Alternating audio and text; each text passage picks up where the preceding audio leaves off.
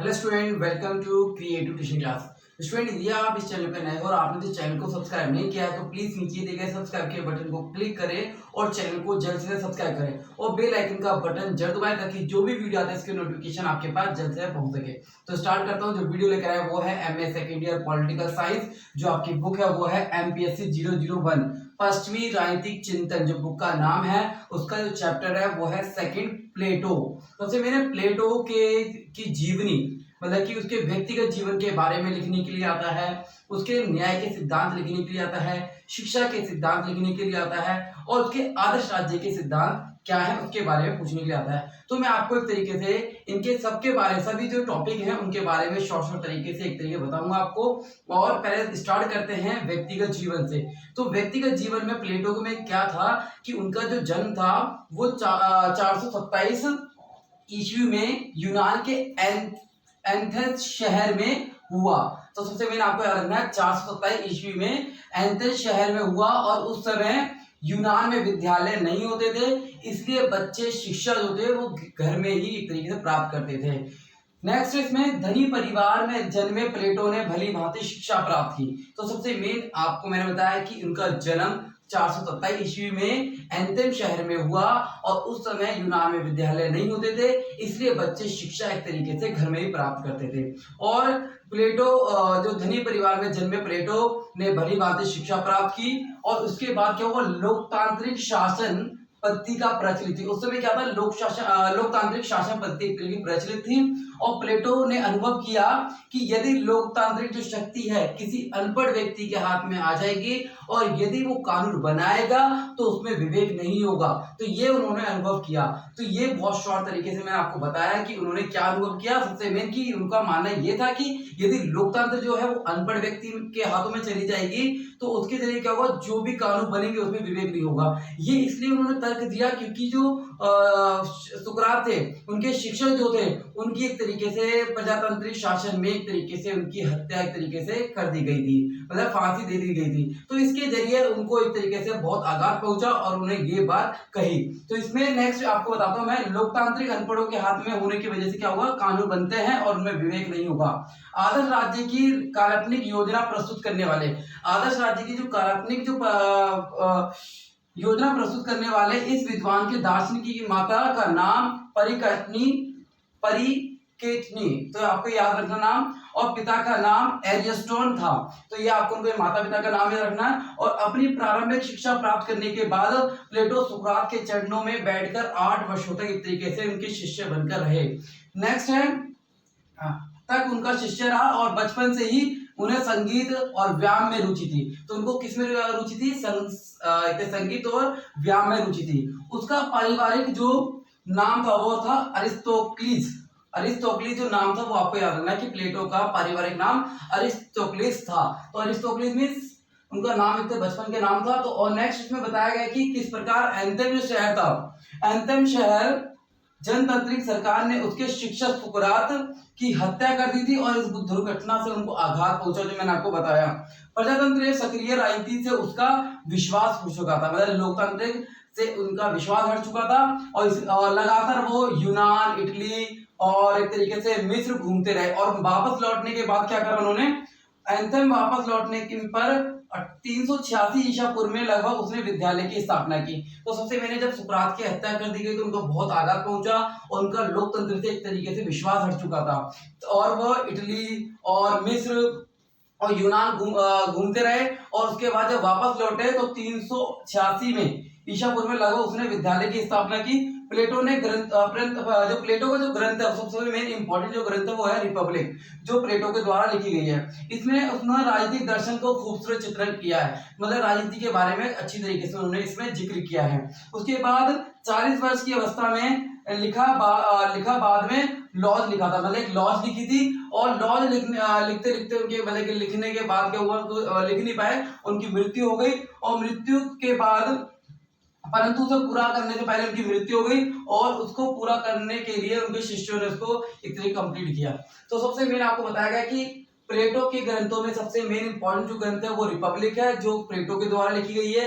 उसमें राजनीति का खूबसूरत चित्रण किया गया है और फिर 40 वर्ष की अवस्था में लिखा गया था और फिर बाद में उन्होंने लॉज लिखा, मगर लॉज पूरा ना कर पाने के कारण ये था कि उनकी एक तरीके से मृत्यु हो गई थी और इसको पूरा करने का काम शिष्यों ने अपने हाथों में लिया और शिष्यों के द्वारा एक तरीके से ये पूरा किया गया। तो ये मैंने आपको बताया जीवनी। तो सबसे मेन आपको बताया गया व्यक्ति के जीवन के बारे में बताया गया कि कभी भी क्वेश्चन आता है तो उनके व्यक्तिगत जीवन के बारे में इंट्रोडक्शन देना बहुत जरूरी होता है। तो ये मैंने आपको कुछ पॉइंट बताए हैं जिसको आप एक्सप्लेन कर सकते हैं। फिर उसके बाद आता है न्याय के सिद्धांत, फिर शिक्षा और आदर्श राज्य की सिद्धांत। तो मैं आप बात करता हूँ कि न्याय के सिद्धांत क्या थे। प्लेटो के न्याय के सिद्धांत। तो प्लेटो के न्याय के सिद्धांत ने महत्वपूर्ण भूमिका निभाई है और वो न्याय के सिद्धांत हैं क्या, तो बात करते हैं। प्लेटो ने आदर्श राज्य की स्थापना तभी संभव है जब संपूर्ण समाज में सुव्यवस्था, संगठन और एकता हो। सबसे मेन है कि प्लेटो ने आदर्श राज्य की स्थापना तभी संभव है जब एक तरीके से एकता हो, सुव्यवस्था हो और संगठन हो, तो जब ही एक तरीके से व्यवस्था स्थापित हो सकती है। तो ये पॉइंट जो है वो आप आदर्श राज्य के सिद्धांत में भी लिख सकते हैं। नेक्स्ट है न्याय सबको उपलब्ध होने चाहिए। तो सबसे पहले प्लेटो ने का मानना है कि न्याय सबको उपलब्ध होने चाहिए और वो उसका व्यक्तिगत अधिकार है। नेक्स्ट, रिपब्लिक का आरंभ और अंत न्याय का स्वरूप की मीमांसा के साथ ही होता है। मतलब जो प्लेटो ने जो पुस्तक लिखी है रिपब्लिक, उसका जो शुरुआत और अंत है वो एक तरीके से न्याय के ऊपर एक तरीके से स्वरूप में के रूप में दिखाया गया है। प्लेटो ने अपने न्याय के सिद्धांत का विश्लेषण एक मनोवैज्ञानिक आधार पर किया है।